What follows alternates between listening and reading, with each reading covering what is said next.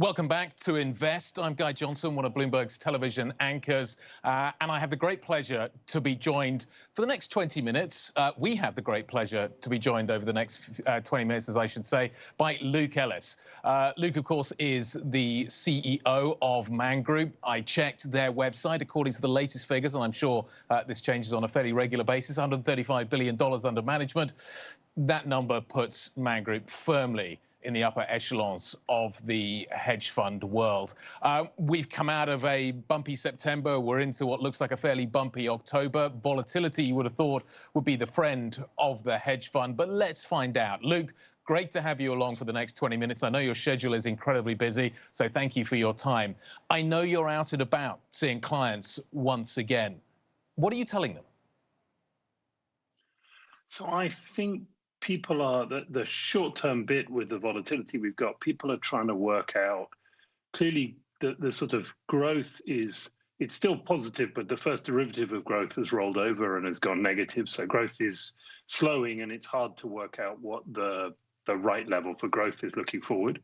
Inflation, the first derivative hasn't slowed down. It's still seems to be quite, and so clients are really trying to work out, their basic positioning has been to be max long equities. Wherever you talk to clients around the world, they're all in whatever is the most equities they're allowed. And so we're sort of talking to them about how do you manage that risk if growth is going to roll over, and even more importantly, what do you do with your bond allocation if inflation is here or is here for long enough to scare the central banks into some real action? Okay, let's unpack that for a moment. In terms of the equity outlook, what are you seeing? What do you expect will happen now? As you say, maybe the liquidity element of the rally is now done. The growth element maybe is starting to fade. Where does that leave equities, do you think? I think, assuming that we don't get some shocks, either from the Chinese situation, which, if Evergrande spreads into a broad problem for all of the house building, house owning, it's like 25% of the Chinese economy. So, if that spreads, that's a significant problem.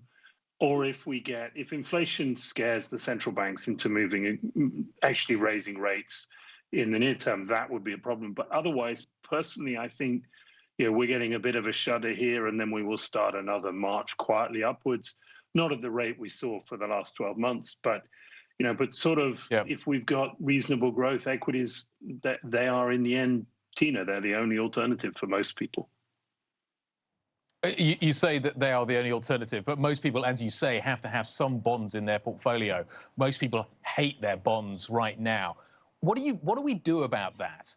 If government bonds are going to be problematic for quite some time, and it looks as if we're going to find ourselves in a situation where potentially yields are below inflation, negative real rates for quite some time, what's the alternative? What else do you do in a portfolio to provide that kind of counterweight without being in govies? Well, I think this is where hedge funds should come into their own. Look, there are a number of things which you can look at, but at heart, what you've described is this problem that government bonds, they don't provide a stable store of value, particularly if you're worried about inflation, and they don't give you any income. I mean, literally none in many countries. And so they don't really fulfill a function in a portfolio, the stabilizer or the income, or they're not really doing something useful. And so I think you have to look at bonds really as a trading instrument. There are opportunities to make some very good money out of some of the rallies and also some of the sell-offs that, and maybe we'll get more sell-offs and there'll be an opportunity to make money out of being short. But just sitting long bonds feels like the wrong answer. And so either you've got to find active credit strategies, which at least can give you some carry and an opportunity to get in and out of interesting names as we get developments on the growth side, or you're looking at alternatives. And this is, at heart where the basic hedge fund industry came from, is an alternative to long bonds. And, I think the hedge fund industry has done a good job in the last 18 months of showing that, can ride through the storms and deliver, it's not miraculous returns, but it's solid, steady returns, which compared to bonds looks pretty attractive. So what does that look like in terms of constructing that? As you say, there's a whole sort of series of alternatives that come in. I'm sure some of it's public markets, I'm sure some of it's private markets. But just give a kind of an idea of what that option looks like. If you don't want to be long government bonds, if you want something that looks kind of, that provides a similar objective, or has a similar objective to that, what does it actually look like? You talked about the sort of the credit portfolios, but kind of walk me through. If I was a client and I came to you asking this question, what would we be talking about? Sure. Well, so I think the first thing is to exclude all the things which are effectively long economic growth, because that's what you get from equities. So you can choose private equity relative to public equity. You can debate which gives you better value at any one point, but they are essentially the same risk. So, when people move to private markets, it's for the hope of a pickup in yield. But while you might get a dampening in mark to market in private equities relative to public equities, it's the same risk, right? It's long growth. And also some of the sort of lend and hold strategies are also, again, really about being long growth. So you're looking for the things which are not that, right? So you're looking for market neutral type of strategies. You're looking for diversified strategies. And we think there's a lot of things with the volatility you've got in markets, it's making them more inefficient. That's creating some nice margin for people who are playing on efficiency, who are there's good stock picking returns and credit picking returns to be had. You just have to be careful of sitting long something and holding it forever. So, there's no point going into a hedge fund strategy that's 60% net long equities all the time, because that is correlated to equities by definition. You're looking at the stuff that's not correlated to equities, and that's the starting point, because that's what you were aiming for from your bond portfolio. That's an incredibly small group, though, isn't it, at the moment? It's not that many names, but they tend to be able to run quite large amounts of capital. They tend to spend a lot of time and energy on their risk management and on their execution. Look, it's obviously something we do. So I'm trying to be generic here and not talk about what we do and talk about. But there is a number of opportunities for this within the hedge fund industry. Can that replace all of bonds? No, of course it can't. Of course it can't. But I think clients are looking for help on their portfolio rather than trying to solve the economic problems of the world. They're looking for something. If you think they used to get. They used to think that they were getting 2 or 3% real returns out of their bonds and hoping for more than that out of equities. Clearly it's a struggle to get anywhere near that. So that's where hedge funds come in. And it's also where a number of the sort of the income type strategies in private markets come in, where you can get a number of things with long-term inflation protected cash flows. And those are also very attractive to people when they recognize what they were looking for from the bonds. Let's back up a little bit and talk about some of the other things you raised at the beginning. The volatility that we're seeing at the moment, do you think we are heading into a higher volatility environment? I think the average on the VIX going back to, it's just one metric, of course, and there are plenty of others, but I think the average on the VIX is something like 19 going back to the beginning of the 1990s. I think we're trading sort of circa 22, 23 at the moment. Where do you see the story going from here? Are we entering a more volatile period? Clearly, we've had volatility suppressed by central banks, but I'm wondering whether or not, as central banks look to exit current monetary policy, whether or not we do see volatility pick up, and if so, where are the opportunities there? Yeah, I think that's a very good way of thinking about the problem. And what you did, which is important, is to look at the VIX all the way back to 1990. People have a tendency to think about the last 10 years until COVID and think that was a normal environment. And the reality is, equity volatility was very low during that sort of 10-year period post the financial crisis before COVID. Why was it low? Because you're right, that the central banks had dampening policies, but actually, more importantly, every central bank was following essentially the same policy. Every government was following essentially the same policy. And so you had real lack of volatility in economic outcomes. You had a very monothematic market. And so it was a very low vol period. I think that has broken firmly. You can sort of question whether it was COVID that broke it, or maybe it was a bit earlier with some of the economic policies that government started to follow. But as we've gone from what's been a pure monetary world where sort of central banks were controlling governments into a fiscal world with central banks essentially being the tail on the dog from governments, then you naturally get a lot more volatility in economic outcome, and that creates more volatility in markets. Generally, it creates more volatility in stocks because government policy is starting to interfere with stocks a lot more. That creates opportunity, that creates stock picking opportunities, good and bad, right? I mean, I think that's one of the things is you can see winners out of some of the changes in government policy at the moment. It's very easy to see losers in a number of things. And so, it's where a long short type of thing helps. But if not, if you're long only, you just need to know what to avoid so that, a change in government policy doesn't take you out. Let's talk about government policy. It's interesting. We have a hearing on the Hill today talking about Facebook. It's going to be interesting to see what regulatory changes come about as a result of that. But the biggest kind of obvious, most clearly defined interference by government in markets has been in China. What do you make of what we're seeing there? Does it change your attitude towards China? China's very hard to avoid if you are simply investing in indexes, but what is your attitude as a hedge fund towards how the situation is changing? Look, I think if you are investing in markets, it's impossible to have no view about China. It is too big a portion of the markets out there. It's too big a portion of the global economy to ignore. So you have to have a view. And I think the bid in China is to work out where there are financial opportunities and where they are going to be curtailed by government policy. In China, they tend to be more explicit. I think, we went through a period in the West of deregulation for 20 years, 30 years. I don't know, it was a sort of a long train of increased deregulation.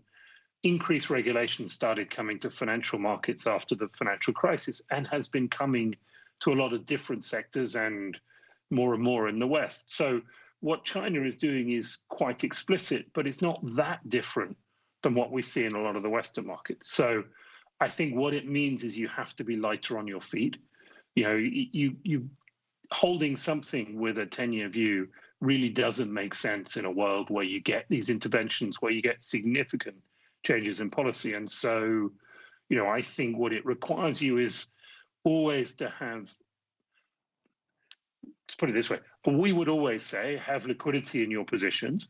If you don't have liquidity in your positions, then you need to get a significant premium for the fact that the tail risk from interventions is significant. And we've seen some of those numbers in China being really quite significant. Our view is it carries on. The Xi Jinping, one of the things is he changed rules so that he can be re-elected for longer and longer periods. But he hasn't yet been elected for the next period that's coming up in sort of the next year. And so it's really important for him that, he has the party on his side for that process. Who knows exactly how it happens within the Chinese Communist Party, but there is a process. Yep. And, it's important to him that he comes out on top of that process. As that process unfolds, is China investable, or are the risks, because they are quite hard to define, make it significantly less attractive? I think it definitely makes it less attractive than it was a year ago. You can see, the trends which people were taking advantage of, the big winners in the tech space and some other spaces, those have been broken. And so now you have to invest in the knowledge of, this sort of shared prosperity idea that they have in China and how that's going to affect things. And, you need to make sure that the things you invest in are on board with the government, sort of the zeitgeist of what they're trying to achieve.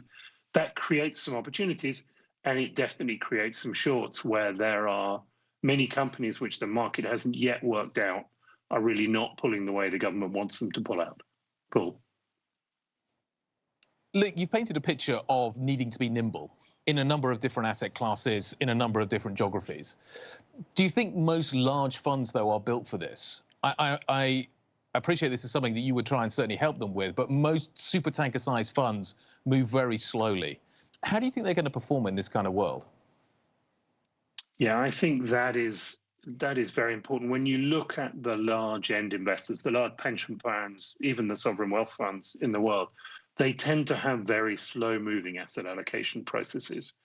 And that is natural because of the bureaucratic nature of their trustee boards and the organization structures.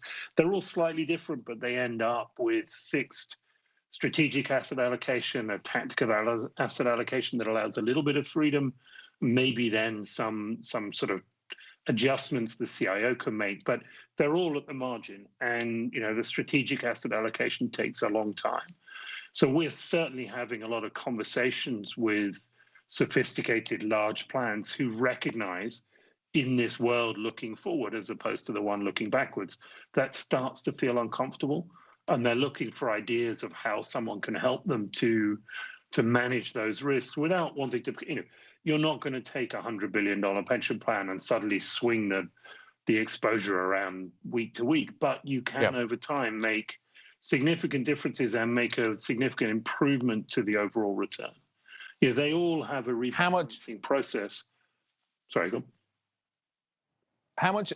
One of the things they are certainly trying to do is green their portfolios. ESG is obviously a huge part of the narrative right now.